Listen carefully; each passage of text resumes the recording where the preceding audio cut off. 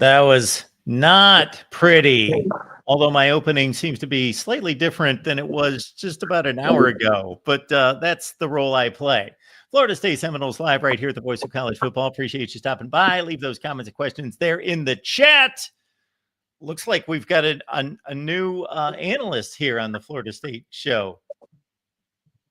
Cam Underwood, State of the U, stopping by. Of course, George from the Renegade Report. We are waiting for James Coleman to stop by as well. All right, George, it's your show, so you can lead us off. Okay. Well, I'll give, kind of the soliloquy I just did there in the studio. Cam, I was the one, I wasn't trying to call you out too hard, but I did make sure to confirm that we were going to have this show this week. You were going to come by either way, and we would be here as well. And here we are. I said 37-34. If FLC was going to win it, they had to score 30, and they did not score 30. 8 drives in a row without a score wasn't going to get it done against this Miami team. Our front seven wasn't going to be able to dominate the game and just, completely railroad that thing. We had to load the box. We were going to give up, some tough passes downfield. That was just going to be part of it. You're going to have to give up some big plays to stop that Miami run. They did it. They stopped the run. I mean, not completely, but I think it was like 70 yards towards the end of the game. They did a good job at that, but Malachi Tony broke it off in our butt a couple times. Like I said earlier, Edwin Joseph, tough assignment for the young man. Big fan of the kid, but with Barker out, it hurt a little bit. And the guy CJ Daniels, I said, wasn't a blow by him and win routes by 3-4 yards, and he isn't. But he got us. He ran a nasty route on him. He must have it in him because he did it repeatedly. So you know what I mean? And the thing that got me coming back, and appreciate you having me, and letting me join you for a couple minutes here. I didn't think that there was any way in hell y'all were scoring 37. It wasn't about the fact of you would need a high scoring game, but against the defense that Miami has shown on the field, I just thought that would to actually predict that? No way. No. That wasn't. The plays were there to be made. Even your coordinator said as much. The plays were there to be made. Guys were wide open. I know the pressure. Somebody put a stat up. Y'all pressured us 42 times. I don't know if that was all after Pettis went down or mostly after Pettis went down. But look at the first 13, 14 pass plays, and Tommy's got a clear pocket. If he was under pressure, it was him doing it to himself. And guys are streaking 2-3 receivers wide open. Unfortunately, he kept throwing into double coverage. But the plays were there to be made. Just for shits and giggles, say he scores two times instead of turning the ball over in the red zone. I mean, all of a sudden, obviously you're correct. We didn't get it. We weren't favored to score that much, but if Tommy would have played a little better, they would have had a shot. I mean, they ended up scoring 22 coming back in garbage time there at the end. But also a couple more touchdowns wouldn't have been too crazy if you wiped 3 turnovers off the board. Yeah, but we can't wipe turnovers off the board because we created those turnovers. And Tommy was running and doing all kinds of crazy stuff because we had him running and doing crazy stuff. And James, thanks for stopping by in your your green to balance out my Miami Hurricanes orange, brother. Let's go, baby. That's Mandarin U, baby. Mandarin University. Orange and green. Orange and green. Yeah, let's get it. Let's get it. And y'all were looking for me. It said show up next week on Tuesday, and I was waiting for y'all. And I waited extra day. What you're acting like right now. And I'm here right now. Because you called Cam, you're acting like the specially able guy that came up my tailgate, saying that he was. No, what I'm saying is nobody was looking for you. Oh, nobody was looking for you. What was said was it was an actual friendly thing where I was there. What George said. George was like, "Hey, regardless of what happens." Let's all make sure we're both back on here. And I do appreciate you coming back to be able to get your proper cheer, because Miami did a great job with what was necessary, what needed to happen. And to be honest with you, there were some things that happened that I wasn't sure would happen. But it was great. Like if you would have told me that Carson Beck that Miami would have thrown for 250, it didn't get 100 yards rushing, I would have called you crazy at that moment. And heck, I'm glad you're here because you didn't believe that would happen. You would push, needed you to would happen. lean. That was the thing that was missing. You would lean and you would push. It would because you would win the trenches, which you did. I still believe you won the trenches, but I'm just saying, even the bravado, and I love it, of what Miami won a game in a manner in which even Miami didn't believe that they would win it in that manner, which is something that instead of like, again, to me, I know it's been wild, but right now, you being good like this. I was waiting for you to finish that sentence because you said it's been a while, and I wanted to see what was coming after that. You got to let somebody finish before. I know you're excited. I didn't say you anything. Haven't been in this position in 20 years. I had my mouth closed. I'm just saying. All I'm saying is that instead of even enjoying the fact that you actually are probably the best team in the nation, the only thing that you guys are worried about right now. There's no. I mean, Ohio State arguably better. But your resume, Notre Dame, Florida State, South Florida, the teams you've beat up to this point are more impressive than anybody else's resume. So, like, I'm not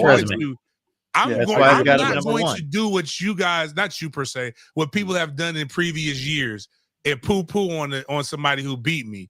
I'm going to give props to what it was. That was a well-balanced, well-oiled team that took advantage of a lot of things of a team that came in and honestly looked ill-prepared for what they did, and they looked like they were trying to do some stuff that wasn't really even necessary. It was to me, it was crazy. When I look at the first drive, what Florida State was able to accomplish on that first drive, and then what they did in the fourth quarter, you attacked, but then you are left from attacking to doing this side-to-side stuff, which doesn't work on a team that's fast, which Miami is extremely fast. You hit in waves and you hit in certain spots, but that wasn't what Florida State did. And again, kudos to Miami's DC, and kudos to them doing enough. The only thing that shocked me is Mario did have an opportunity with the 21-3, and this is why I will call BS on calling off the dogs. I haven't known that to be Mario, and Mario didn't do that against Florida.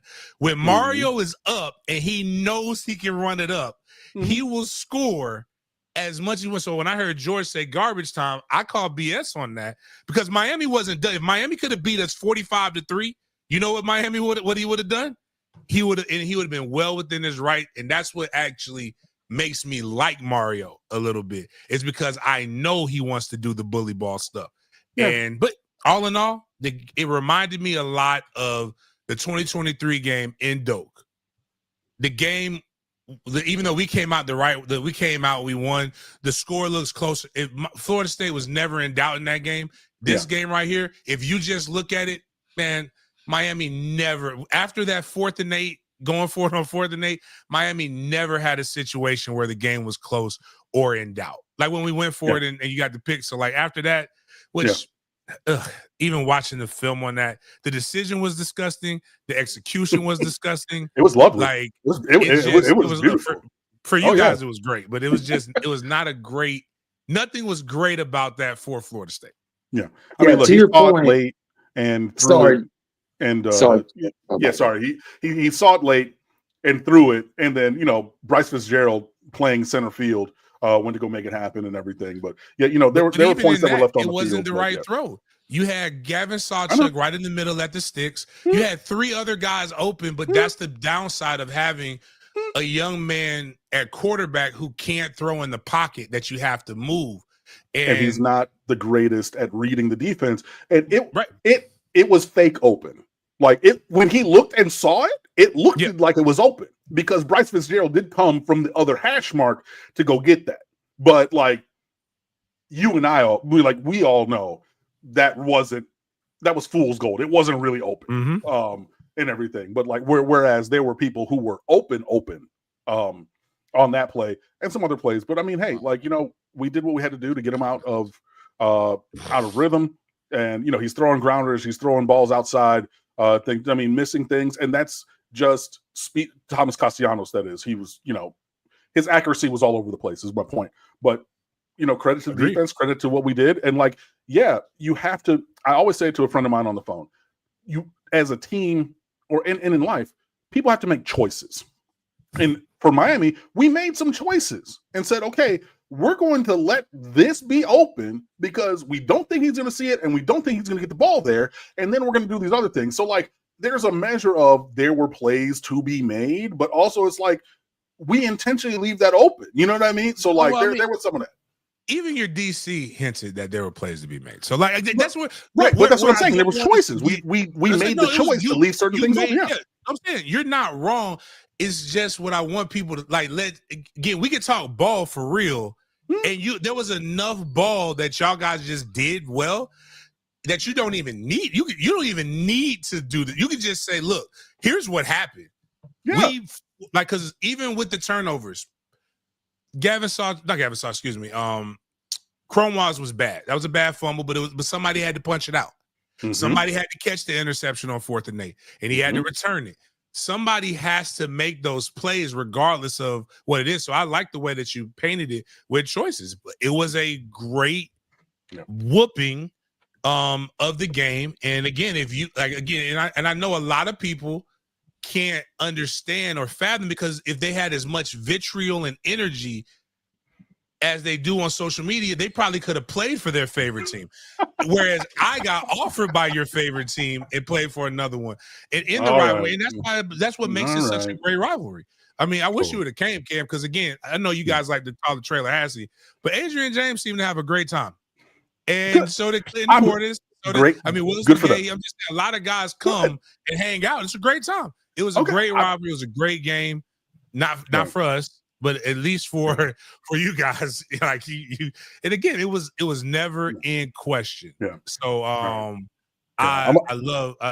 it was again, and what I will say for those who don't know, it was bittersweet because the guy who won the game for Miami is my guy, and I got to see him next Friday. I'll be down there again, enjoying Carson Beck, loving up on Carson, and Carson had a 4-touchdown performance. I believe he was 21 for 28 or 20 for 28 or something like that. And it was like I said, he made the plays that were there to be made. That the flea flicker was a great wrinkle there. I liked it. I was like, oh my God, I can't believe we're going to get bombed by that. And I even said this again. This is how I know people just come to troll and don't listen. Who did I tell you I was afraid of at Miami? Do you remember the wide receiver? I said Malley. I said that's the guy who we got to guard. And so I'm sitting there like, might want to guard that guy. Might want to guard that guy. And what did I say back? I said between Malachi Toney and Mekhi Danzy, those are 2 freshmen on each team who have the kind of athleticism where they could write their name in the history books of like with other guys such as Peter Warrick and Santana Moss. And then we had the conversation about, no, I'm not saying that they're them, but they have that kind of game-breaking ability. Did I not say that last week? You did. And Malley did exactly what he needed to do. I believe it was number 7. Forgive me. I think that was the other guy who had 2. So, like, even going back into I don't even have to do because I talked about this. So I could just I can spit the box score to you, like from this. This is Carson. Like, when you look at what Florida State didn't do offensively, and you look at what Miami did, I'd say Mark Fletcher's a pretty good. He didn't have the rushing game that you want, but he's a pretty big part of your offense. Yep. I'd say 7 was good. 10 is good. I'm not poo-pooing on anybody else. I'm saying when you get into big games, there are 3 people that you got to be able to circle and say, we have got to get the ball to these 3 people. And my statement with that, you go look at your box score, you're going to see a lot. You're going to see that those 3 people are who they incorporated other people, but they got that ball into the hands of the guys that they knew could beat Florida State. When you look at Florida State, I can't tell you who we were trying to get the ball to. I know we weren't trying to get it to Squirrel White, who was open numerous times. And then when they finally did throw it to him, he dropped the money. But I know they didn't try to get it to him. They did try to get it to Deuce, but reliable on the sidelines, but not separating from anybody. Again, it was hard to say this, but it was, I really, with your offensive court, they played complementary football as well. Your offensive coordinator and your defensive coordinator did a great job of feeding off of each other. And what I'll say is probably a hallmark of this team, and what makes this team a little bit more dangerous than even last year's team, is that when and this is why I say when Mario, and he did it against Florida, when Mario knows he can score to make the game, open a game up a little bit more, he's going to force the issue. Yeah. When he doesn't feel like it, he's not going to give another team a chance to inadvertently come back into the game through arrogance. And I would say that's scary to me, because that means he's grown. That means he's growing as a coach. And I don't know if I like that. I ain't gonna hold you. I don't know if I like that, man. I love that. I know I've talked a lot, and I know I talked over you earlier, George. I want to bring you in, man. I know this is your show and everything, so please, add in. I want to get your thoughts before I get out of here. I'm only going to stay about another couple minutes and let you guys have the rest of your hour to cry and pat each other's back, whatever you want to do. But go ahead. Man. No tears, man. But no, just at that point when James kind of called me out about the garbage time. And I appreciate that, because it is true. It wasn't garbage time. It was kind of never in doubt, but you get one of those onside kicks, all of a sudden that's a really different conversation. And the time of possession battle, the yards, all that stuff was even throughout. So Miami's defense was tired. There were starters in there, for most of that comeback. It's not like we were doing it against nothing and they just fell back in prevent. But yeah, tough loss, man. I think you guys covered it pretty well. There's nothing that pops out. I will say I owe Mike Norvell an apology. The TV crew, it's so hard when you're watching on TV instead of being at the game, because you can't look at the play clock. On y'all 2nd and 12, or after first down, it's 2nd and 12. They immediately put a 25-second play clock up there, before Mike even called the timeout. So I'm sitting here like, there's 2:33 left, 25 on the play clock. Why the hell would you call a timeout? They got to snap it one time before the 2-minute, no matter what happens. But I guess that was just a mistake. It should have been 40 seconds when you look at the rules, unless there's a timeout or a penalty or something. There was a player injury. So there was a player injury. Okay, so screw you, Mike. What the hell are you doing? I mean, that pretty much made it garbage time at that point. You would have it would have been 3rd and 12 with the timeout in your pocket coming out of the 2-minute warning. We'd have had 1 minute and 57 seconds instead of what it ended up being, barely a minute. So yeah, that was a pretty big mistake by Mike right there when you're trying to come back. Yeah, and I mean, I see people in the chat, talk about, look, y'all missed the plays, we missed the play. I mean, look, Malley had a 52-yarder that came off the board because Keelan Marion going forward. I mean, and it wasn't even one step. It was like one step forward and then like a hop, like, oh, dang it. He was definitely trying to play it off like he didn't do it and really made himself stick out like a sore thumb. But like, yeah, man, it was I thought it was a really dominant performance. I definitely hated the fourth quarter. We tried to hit something, we went for some passes and missed them, and then that stops the clock, and then like everything is 4-down territory at that point for y'all, and it's just like, okay, cool, like it's the 3rd and 8, we get a stop. Nah, you're still on the field. So I mean, like, credit to Florida State for continuing to play and everything, and finding enough plays. I mean, that it took 19 plays, but like when you needed one on 4th down, all 3 times you found one. So like credit to that. Like, I'm not gonna sit here and take that away or anything, but I thought this was really, really a decisive margin, or decisive game. Couple tuds left on the field for us for sure. Ruben Bain getting tackled by 2 dudes in the end zone for holding for a safety, not called, makes it 30-11. We get the ball back, and that's not on y'all. Let me make that clear. It's not on you guys that the refs, wanted to call it one way. That's how I see it, about that, but whatever. But yeah, it makes me feel good to get this win, obviously, to go up into Doak where we have a winning record and extend that winning record against y'all, and extend our winning record in this rivalry as well, James. Fair enough.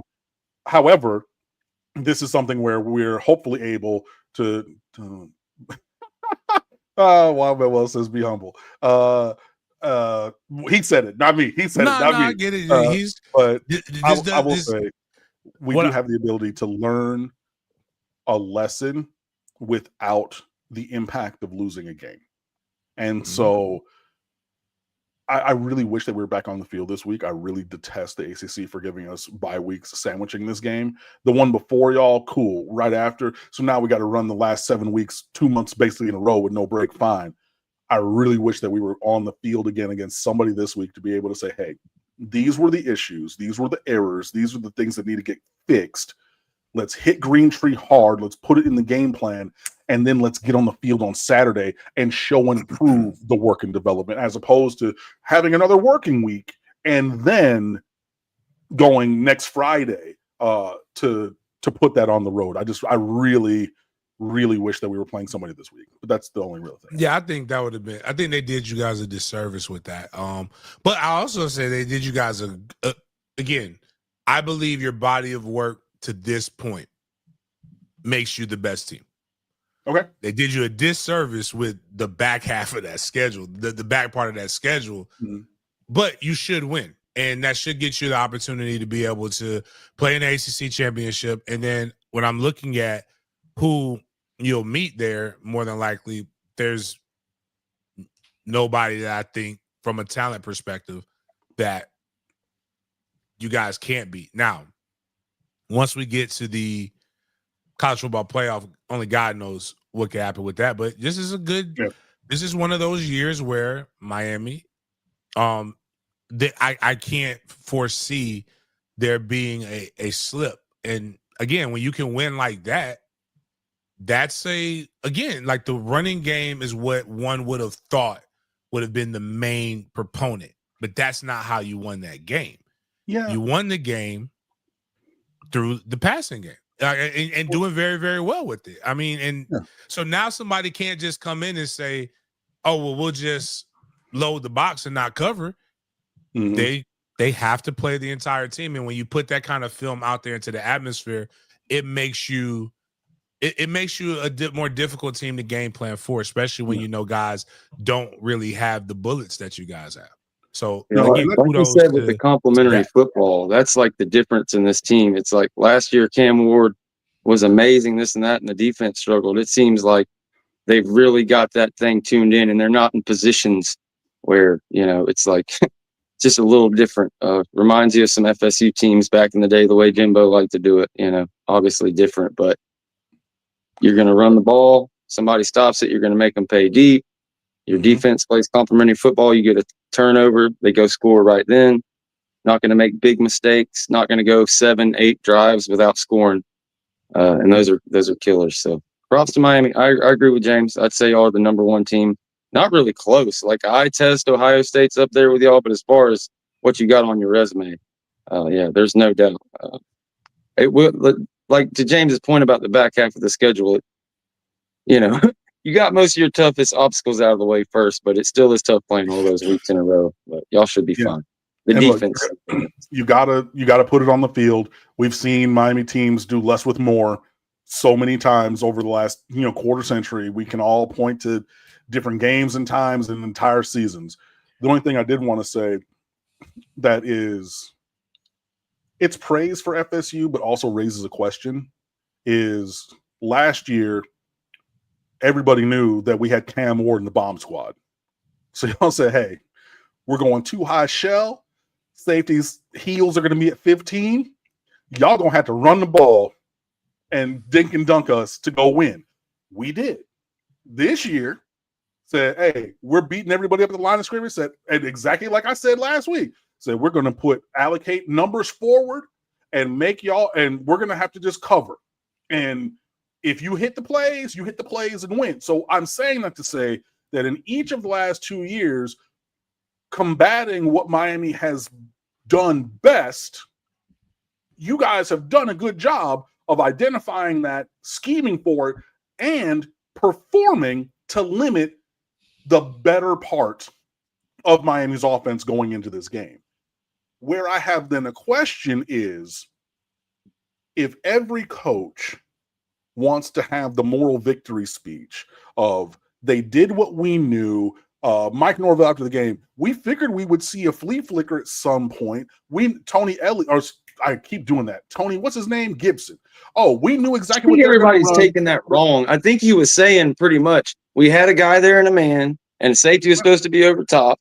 You know what? Tony White can't go out there and play it. I don't think he was like, I got Shannon Dawson's number or nothing. I mean, the guys were there. They didn't make the plays like we went over and over again. I think people have taken that the wrong way, and Tony White's getting a little too much flack. I mean, it's funny to make fun of it, but that's what he meant. Okay, then maybe that's different. Expands my viewpoint. But my point of that was, if everybody keeps saying they knew what was going to happen, why didn't? Well, I think why weren't people able to execute then? You know what I mean? Because like, if you're talking about the safety not being there and you knew that was going to happen, why was that not a thing? So like, I think that's a cliche thing. And I think people say that, and I think it's easy to take it out of context, like George was saying. It's fans at home that when you guys lost say, oh, everybody knows we're going to run this play. Like when people, like, it's not necessarily that we know. It's like the actually, but I think to your point, it's stronger. So what? Everybody, you know it's happening, but can you stop it? Hell, it's been time. So when I played, I used to joke again numerous times against Miami. 3rd and 1, everybody knew who was getting the ball from 2002 to 2005. There was no secret. We didn't hide it. In fact, a lot of times I raised my hands up in the air to let you know I was getting it. Right. But could you stop it is a better question. Right. And again, it goes to what Shannon Dawsey did with knowing. I make sure I said it right. I said it right. I don't want to disrespect. Dawsey did with knowing his personnel and getting it to Tony. Knowing and Carson also having a really good, and I think this is what doesn't get spoken about enough, which is why I did say this too, even though I thought it would have been a little bit better on TC's part, that I believe that the person who will win the Heisman Trophy would come out of this game. And the reason why I believed if Carson did it, Carson was going to be able to show his football IQ that I know about. And what Carson did was he dialed it up. He stayed in the pocket. He extended plays. He found the opening and he hit it and he executed it over and over again. And to be honest with you, man, I can't, like, all you can do is sometimes I'm sitting there looking at it and I'm like, damn, that was just good. I just can't. Good quarterback play. You don't recognize good quarterback play until you like see it, because they're in today's game. And I like Haynes King, right? I'm a Haynes King fan. Okay. I don't have delusions. I don't want the team I cover in the Jags to ever draft a Haynes King. Right. Like, that's not a guy I want. But a guy who plays the quarterback position more like an NFL quarterback right now would be Carson Beck.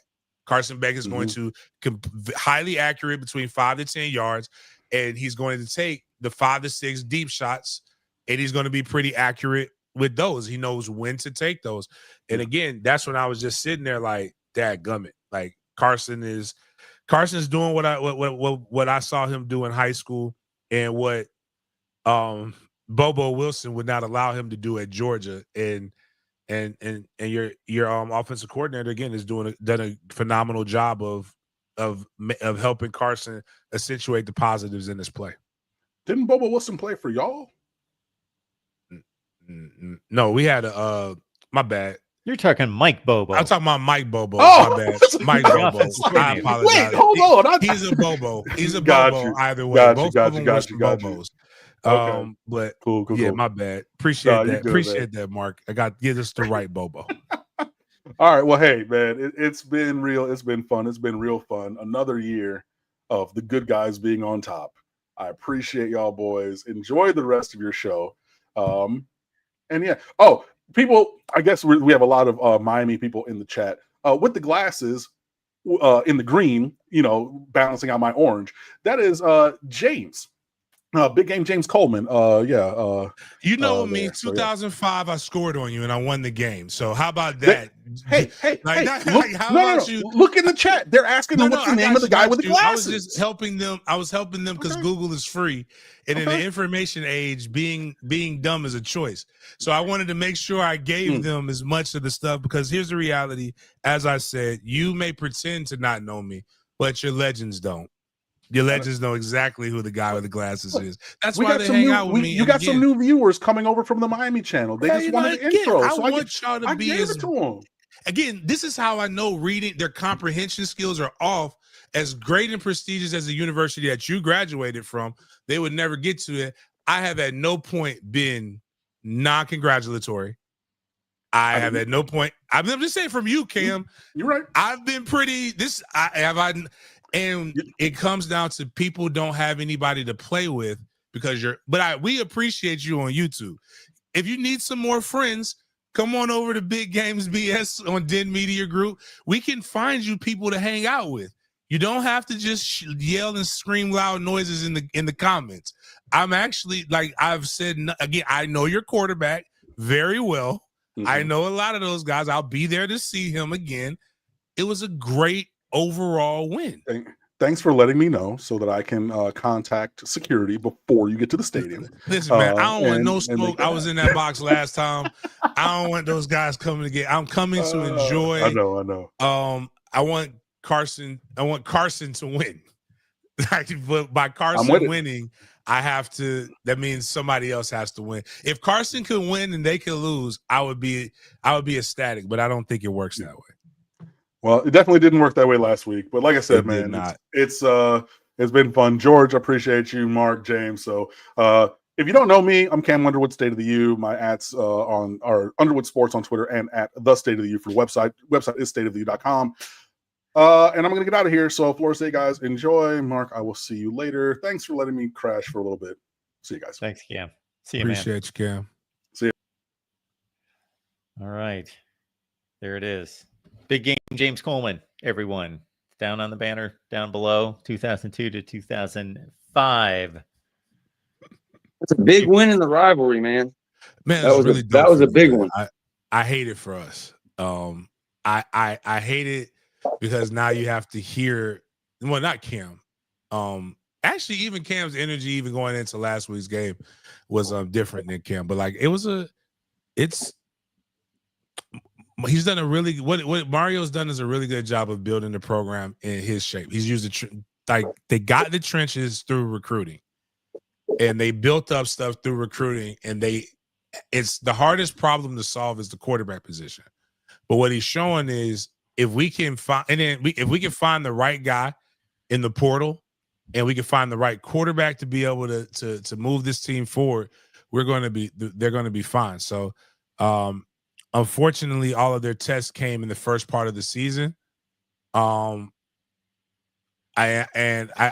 don't know, but like I said, I don't think Carson's trying to fight for anything as much as Cam was trying to fight to prove something. Cam Ward last year.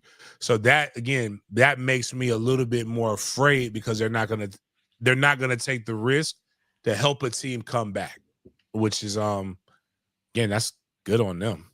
Well, I don't mean to take away from their quarterback decision over the last 2 seasons, but any knucklehead in the world could have looked at Miami's quarterback room and thought, okay, we need to go get a quarterback. Mm-hmm. Cam Ward's the best one on the market.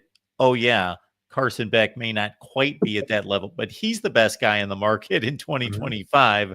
So I'll give them a little bit of credit because it wasn't that simple with Cam Ward. They took a pretty big risk because, like, he was with some guys, to the NFL, and pretty much everybody else was gone. Like, if they would have missed on Cam Ward, they'd have been in a bind. So shout outs to them for getting him. But yeah, you're absolutely right. It's not like they went and got, a Jared Verse from Albany, and all of a sudden he was the best D in the country. You got the quarterback that's done all kind of crazy things at Georgia. And to their credit, they put Cam in a good offense for him, and they've got Carson Beck in a great offense for him that works better for the defense. And the defense is better. So there you are. Mark, can I address some things? Not nothing to do with Miami, but more to do with Florida State fans. Of course. So we've talked about this. And again, Mark, correct me if I'm saying anything incorrect as to what I've said about this season. There are 4 teams that before we started doing this show before this season, that everybody would have looked at that schedule and said, they have more talent than us. Alabama, Clemson, Florida State, and Florida. The calculation that I made this year was that Florida State will go 8-4. And regardless of what happens in the Bama game, you'll know what Florida State team you have after Virginia. They couldn't take care of business against Virginia. Probably should have won that game, but when you go back and you look at it, there are You can't spot a team 14 points and on the road and then expect to win. And that's what Florida State did. First 2 drives, they had turnovers. You cannot spot a team that is better than you from a talent perspective. You cannot give them 3 turnovers. And what I'll say is it's kind of similar to what we had with the Jags here a couple weeks ago. We had 3 turnovers against the San Francisco 49ers. But the game was similarly scored to what we have right now. I think the Jags only won by 5 points, though. The 3 turnover game is a 28-3 game or a 35 or a 40-something point blowout. And I don't want the moral victory stuff. I hate those things. A loss is a loss. But what I would never do is try to go outside of this. For me, being logical, Florida State is still on track to what I believe that they were. I think they were a Gator Bowl team to start the season, and I think they'll be a Gator Bowl team to end the season.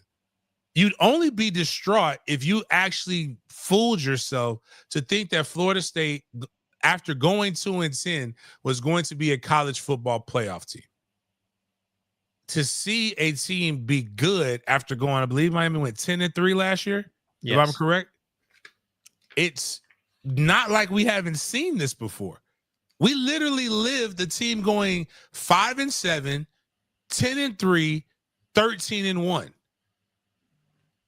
It's not going to be a thing where you flip it. The most you can flip it is going from 2-10 to potentially 10-2. I don't think we'll do that. I think we'll go 9-3 regular season. I think there's another loss that's going to be in there somewhere.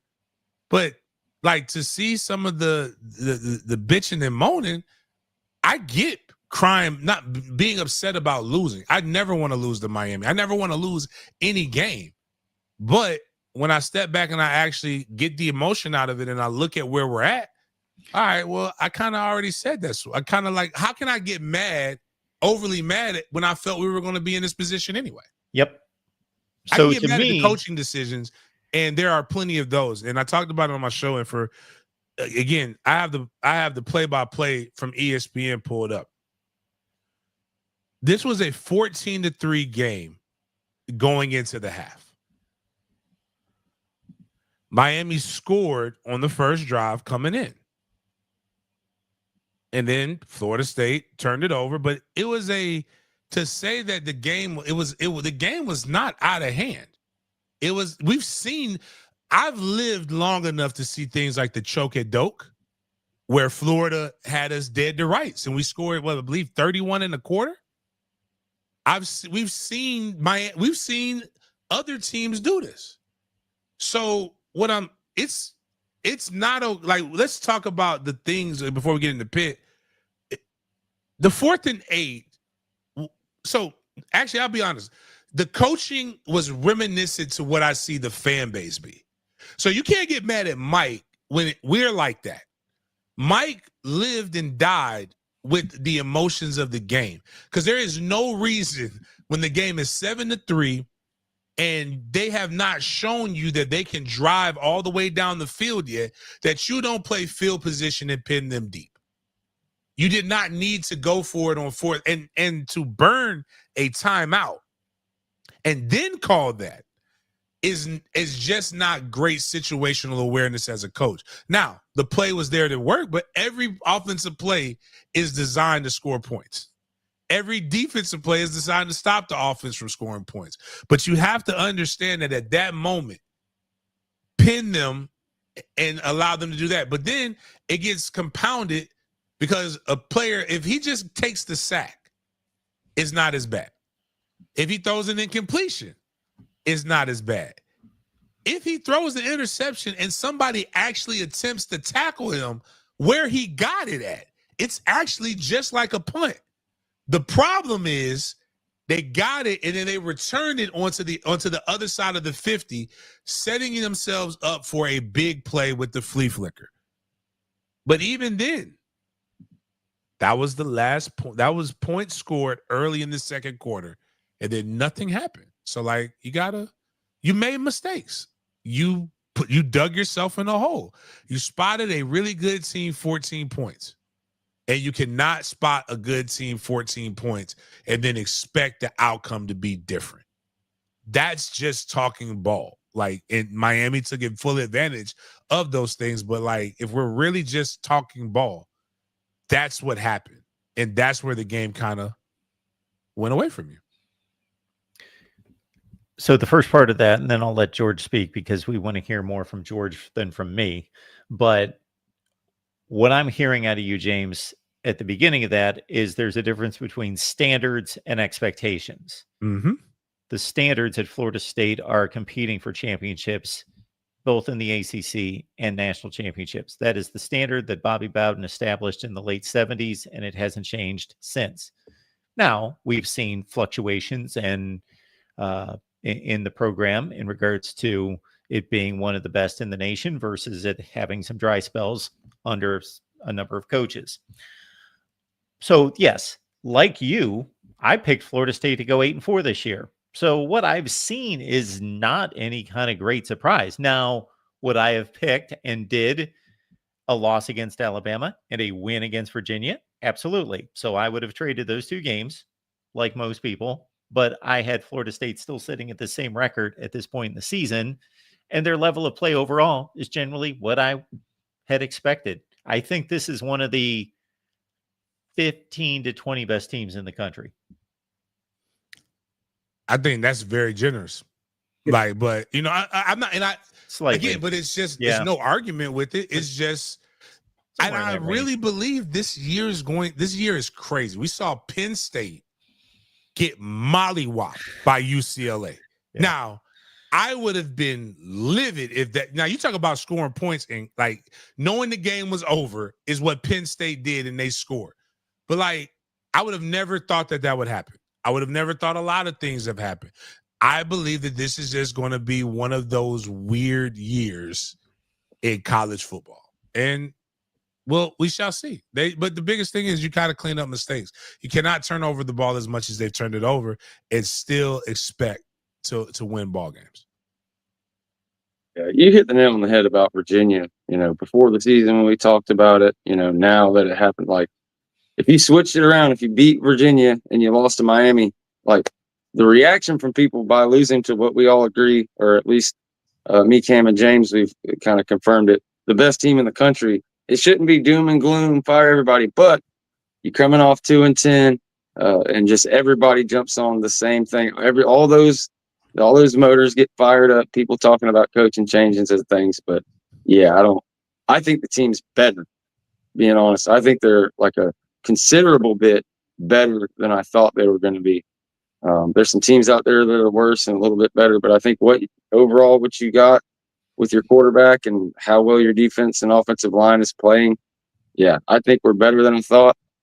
I didn't think we were going to beat Bama just looking at it, but yeah, you got to win against Pitt, which we're about to get into, because if you extend that losing in the ACC streak, Virginia, okay, now you lost to Miami.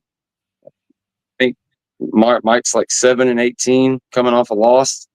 You know, you extend that streak, all of a sudden, the rest of the shows this year, we're talking coaching changes and things of that nature. So I hope for, you know, Mike's sake and for all of our sakes that he can win these gimmies, and, you know, probably drop one whether Clemson gets their crap together or Florida has a hot game with their quarterback. You're going to lose probably one of those. Just beat Pitt. Let's beat Stanford. Let's get some of these wins that we predicted for that 7-8 wins. I think I just said, I think Vegas has got it. And I said 7.5. I'm not even sure which way, but I think pretty much everybody with sense was 7-8 wins, 9, if everything goes your way going into the year. And it's funny how you get there all of a sudden and you're in the middle of it and, you know, everybody's going nuts. So we'll see. Like this. I'll be with them if we lose to Pitt. Hey, James, before we move on to Pitt, let me just take care of some business here. So number one would be, we have almost 700 people here watching. Now, that's because it's been shared all over Twitter and so forth and so on by these gentlemen. Cam has some impact there and so forth. But there's like 25 people watching on YouTube.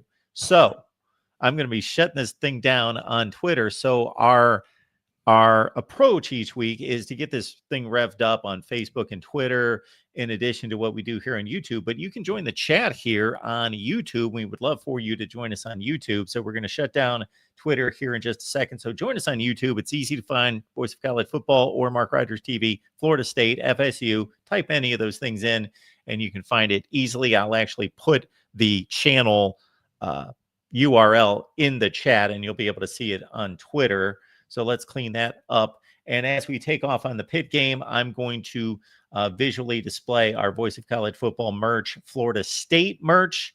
So give it a go. We took great pains to make this quality merch. The pricing's a good price. Believe me, it is quality merch. We've gotten feedback. We've sold about 40, 50 items over the course of the entire network. People have had great feedback. So while we talk PITT, who's coming off a 48-7 decision over BC, and I believe they had to play their backup quarterback in that game. I don't know if Eli Holstein, the Alabama transfer, who's been their starting quarterback for a year and a half, got hurt in that game. He only threw a handful of passes, and then the backup came in and carved up BC. I saw PITT play Louisville. I saw most of that game. They were up 10 points in the fourth quarter. Louisville came back with 17 to win the game by a touchdown. That's all I've seen of PITT football this year, but it's a pretty typical PITT football team. You talk about Florida State being like a fringe top 20, 25 team in the country. PITT's like what they usually are. They're like the 40th best team in the country. They're going to go 7-5 probably. That's who they are. They got a good offensive coordinator that I know very well. Unfortunately, another guy I know well that I've coached before, and Cade Bell. A lot of Florida State fans and Florida fans would know who his dad is. His dad was Kerwin Bell, former Florida Gator quarterback. He coached at Jacksonville University. Cade played quarterback at Fleming Island, and then left to go with his dad when he went to Western Carolina, and he's building up the coaching ranks. So they're going to go out there. They're going to try to attack Florida State. A little bit different. Their front, they have a good offensive line and defensive line. Their front seven is one of the better ones in college football. Not as good as Miami, though. Like, I don't think we'll face another front seven like that. It's obviously Clemson. But Mike and those guys have to go in and stabilize the culture in the locker room. You don't want to let one loss become two, and you don't want to let two losses become three. You have to state where we're at, what we're trying to build. And I think Mark, you actually took my saying. The standard is the standard. It doesn't go anywhere. But what happens is you have to shift your expectations in adjustment to getting you back to the standard. You don't just wake up one day and then you become a national champ. Like, it doesn't work like that. So but I do believe that they're going to do that. They're doing very well. And I think this game will be the one that they need to jumpstart. But like George said, if they don't, and you go 0-3 in ACC play, Mike will deserve a lot of the stuff that the vitriol in which he'll be getting. But he's a tough guy. Mike has never been a punk. Mike is a guy who understands what the job he took, and it's a pressure cooker. Yeah, man. There's no doubt. I mean, to Mark's point about the quarterback, they found their starter in Matt Heinschel. Like you said, 323 yards, 4 touchdowns. The scary part is they had 12 guys get a reception, and it's not like 1-1-1. You've got like 8 guys with 2 receptions, another 4 or 5 with 3 receptions. But the main guys, Johnson, number 2, he had 9 receptions, 115 yards, 12.8 average. I think we'll definitely see the Heinschel kid, whether Holstein's injured or hurt or anything else. Their defense, to James's point, pretty good front seven. Like, I think they're giving up 1.8 yards per carry against the run, kind of similar to us. They're loading up against the run and taking their chances in the pass game. Lost 2 heartbreakers to ACC foes, unranked ACC foes, but hey, Louisville or whoever else, could be there. Virginia, I'm not. It's kind of scary. We'll see what happens. You got a kid you don't have a ton of film on, but he's got to win this one. You got to. It's PITT.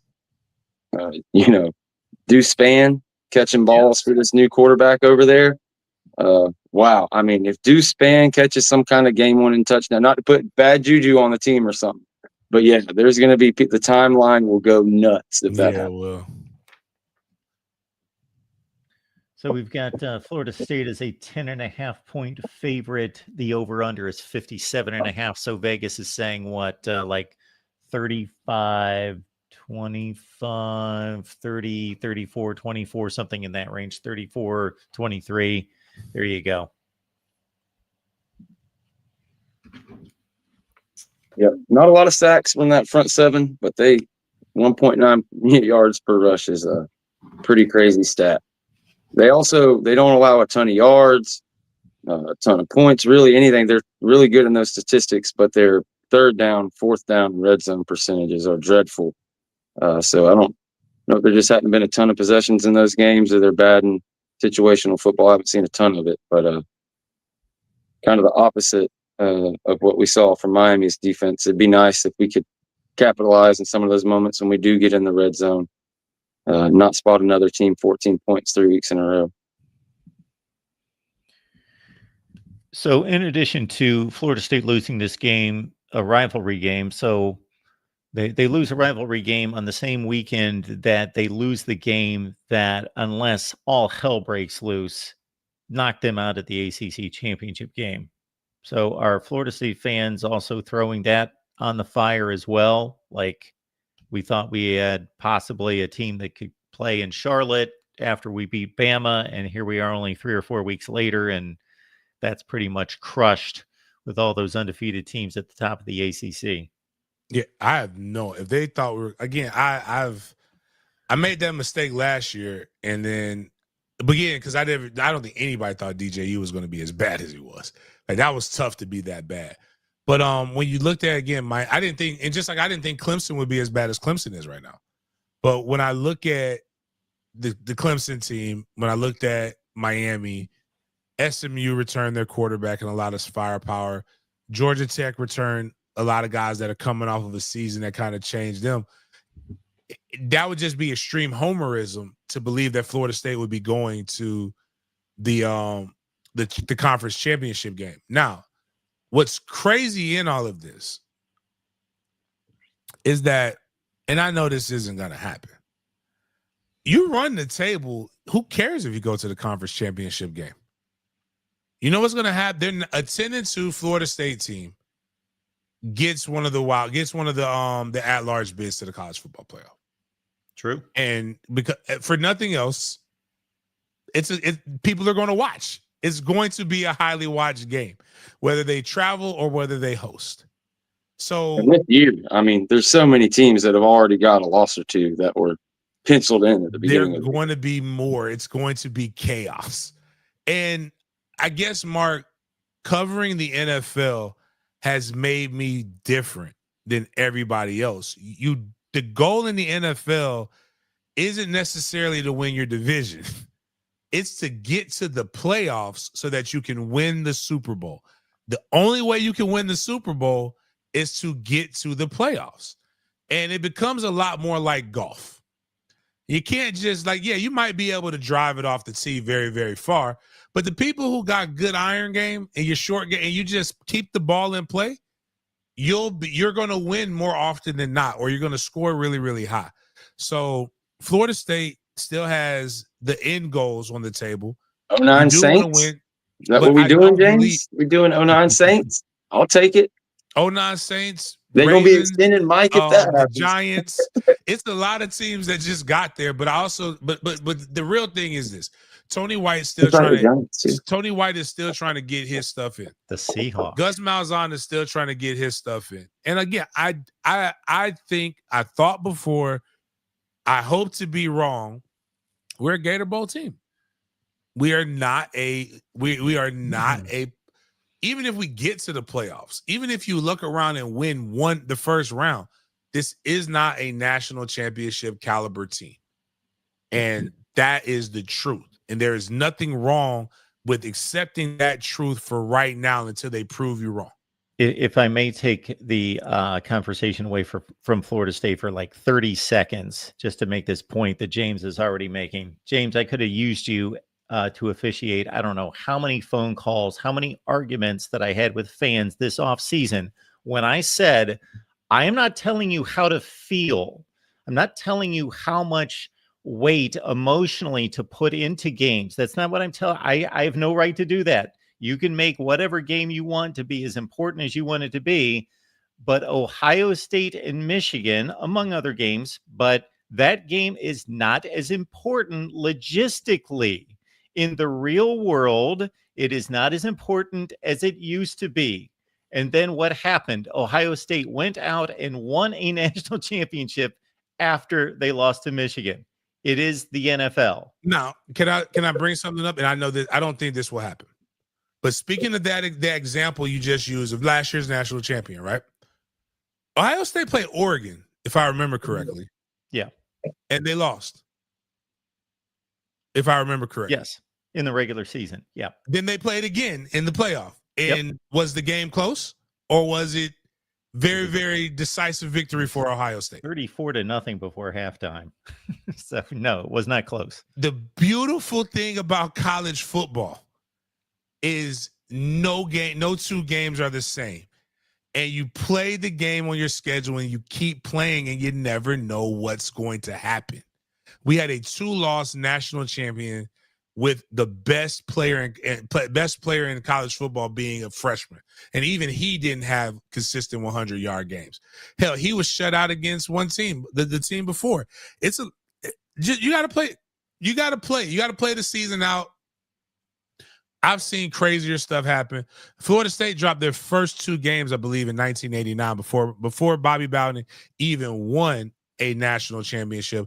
One of those being a 30-0 loss to the University of Miami. I can only imagine what would happen if they get. I'm not gonna. Does anybody want to say Bobby's not the GOAT now? Not one of the best coaches? Bobby took it on the chin a lot, man. And again, this is no defense of Mike. Mike has there's a lot of things I'm critical on from his play calling, from all this other stuff. But like, man, college football is changed. And I think it's changed for the better. Because when you lost one game, a lot of times people felt they were out of it, but you're not now. So you got to focus on Pitt. And Pitt always plays tough. They're always a good bunch. But also, this is also why I don't talk bad about people, because now Tony White went from saving us from Fuller to people looking like Adam Fuller, like Adam Fuller might have known something a little bit. Adam Fuller coaches, and this is not saying Tony White's not good. Adam Fuller coaches the defense that game. Florida State knows how to shut down 10 because they're going to play man coverage on Malachi and not zone and allow him to run over routes to beat you. But that's the topic for another day. All right. Final comments on Pitt, and we'll head on out. So George, anything else on this Pitt game? Yeah, I won't pick us to cover, but they better win it. Because I really don't want to do the rest of the year talking about coaching candidates and boosters getting riled up on the internet. So that's it, man. You got a quarterback, not much film, one really nice receiver, and pass defense better be ready, because that's what they're going to want to do. And hopefully Tommy can bounce back. He looked rattled against Miami, maybe the best team in the country. Didn't have the best game against Virginia. This is a big one to get it rolling. It go one of two ways. We can be thinking about maybes and what ifs to go into 10-2 and back into the playoffs, or it could be a long slog there for FSU media the rest of the way. Gotta win. I don't want to see all the crying, and you're not going to see a bad performance out of me again. I don't want to hear all that. Just win games. Man, you bounced back and had a tough practice today. I wish I could never hear that again in the world. If I was a coach, I'd be against all these press availabilities after the practices. But for Mike Norvell, especially after the past couple of years, it's tough to watch those anymore. We are combining two of your favorite brands here. We got the Voice of College Football, and we got FSU. We've got tees and polos. We got jackets. We've got a number of hats. We've got koozies, tumblers, mugs. And so check it out. I've left the link there in the chat, but it's basically vocfb.com. And then you just go to shop You pick out your team, and we got Florida State merchandise right there for you. George, what's going on at the Renegade Report? Staying busy, man. We got the Renegade Roast every week, Mondays, 8:15 Eastern. They actually did one yesterday due to scheduling conflicts, so go check that out. They get into, obviously, the Miami-Florida State game. Tiny Hat Eats a Little Crow. Got into some other situations we mentioned. James Franklin, Texas. Even got into a little bit about a former Jets quarterback and his off-the-field stuff that happened. So if you want to have a good time and some adult humor, go check that out. And we also do the show on Fridays at 7 Eastern. Right there at the Renegade Report on YouTube.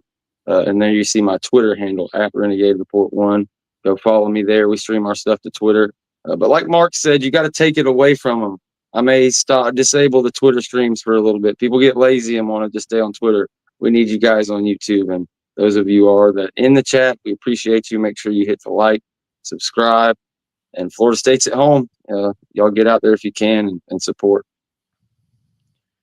James, what's going on with you this week? None, just Mandarin University. We will have a stream this week. We'll be playing Fletcher homecoming. A lot of Division I talent. Fletcher has, I believe, 2 D1 wide receivers and a D1 DB. Going against Bryson Wright. And that game will be streamed 6:30 p.m. on DIN Media Group. If you want to watch some good high school football with some of the best players in the nation, will be on that. We gave away a pair of PITT tickets. I probably will be doing that again. We have plenty of stuff. If you go to at Big Game James _36, I have we'll be giving away I think I'm gonna give away 2 more pairs of tickets to random people. If they just kind of comment on there, there's no, regardless of what the situation is, Doak is an electric place, and it's something to do on a Saturday. Keep kids out of trouble. I want to be able to help people by doing that, by donating tickets. And if you have tickets for games that you're not going to go to, we do give those away to kids who are deserving. But just go to DIN Media Group. We're, I think, like 220 away from 7,000. Once we get to 7,000 subs, we'll give away $500 to the lucky listener of Big Games BS, as well as $200 to a person who's a member of the channel. So that's what we got going. We'll be back to wrap up the PITT game and move on to Stanford for Florida State football talk right here at the Voice of College Football with James and George, probably Tuesday or Wednesday. So subscribe, as George let you know. Hit the bell for the notifications to know when we go live, and we will see you back here next week.